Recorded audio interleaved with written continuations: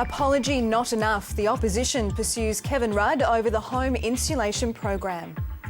The Prime Minister in Indonesia for talks on asylum seekers.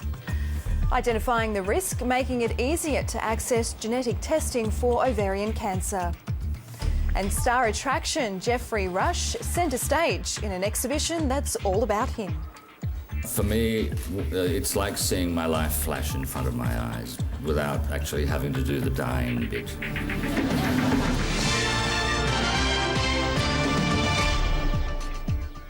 Good evening, Gloria Kalache with ABC News. Grieving families and an angry opposition say sorry isn't enough. In Indonesia, Kevin Rudd apologised to the families of men killed working on Labor's insulation scheme. The opposition claims Mr Rudd isn't fit to be Prime Minister, as Chief Political Correspondent Mark Simpkin reports from Canberra. 4 years on, 5,000 kilometres away. A scandal from Kevin Rudd's first term. Milne has always maintained his innocence.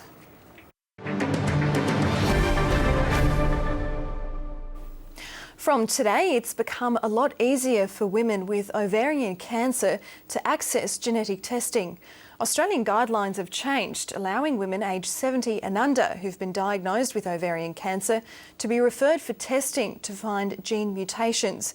Previously, they had to show a strong family history, but researchers say by identifying those most at risk, they can greatly reduce the number of women dying from the disease.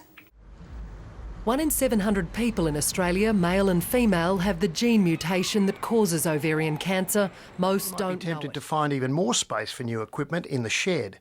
Pete Lewis, ABC News, Dalby. To finance now, and the local share market rose for the second day in a row today.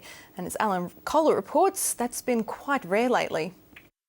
The yo-yo has risen twice. After a week of wild swings, the share market had its second 1% gain in a row, thanks to rises across the board. Gary Weaven of IFM. Till then, that's finance.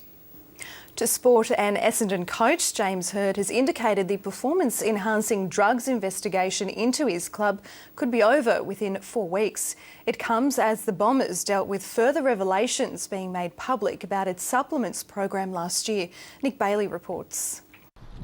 No one wants to see the back of Asada investigators more than James Hird. I think we all look forward to the day that this investigation is finished. In 2007, Duncan Hunstdale, ABC News. Now with the weather, here's Paul Higgins. And Gloria, it's been a long time coming this season, but finally snow is falling in the Alps. It began last night as temperatures plummeted to as low as -5 degrees. At fall, chilly morning 14, fine Wednesday 15 and Thursday 16, but a shower or two Friday. Enjoy the weekend. Thanks, Gloria. Thanks, Paul. And he's a star of stage and screen, and now former Australian of the Year, Geoffrey Rush, is being celebrated in an exhibition titled The Extraordinary Shapes of Geoffrey Rush. The display showcases flamboyant costumes and precious artefacts from the actor's 30-year career.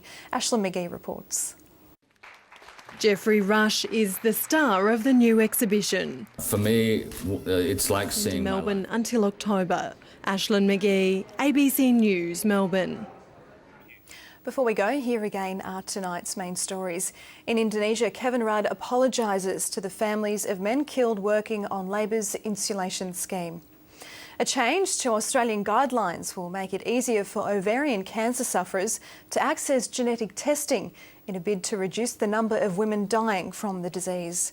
And celebrating 30 years on stage and screen, Geoffrey Rush opens an exhibition showcasing his career. And that's it for this evening's bulletin. Coming up, 7:30 Victoria with Guy Stainer. Have a great night.